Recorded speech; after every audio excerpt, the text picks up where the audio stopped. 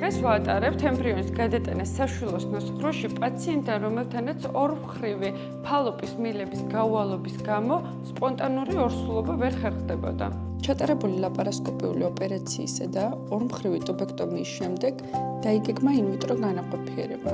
განხორციელდა საკვარცხლბების სტიმულაცია, ოოციტების ასპირაცია და ემბრიოლოგიური ეტაპები.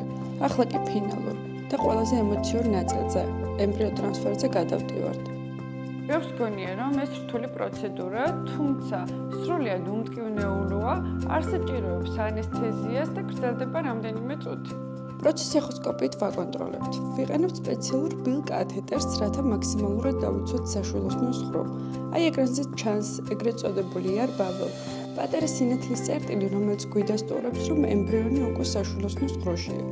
ბოლოს მიკროსკოპით კიდევ ერთხელ ვამოწმებთ კათეტერს, რომ პროცესის სისრულეში დავწმუნდეთ. პროცედურის დასრულების შემდეგ პაციენტი უბრუნდება ყოველდღიურ აქტივობას, შესაბამისი რეკომენდაციის გათვალისწინებით და დადებითი პასუხის მოლოდინით.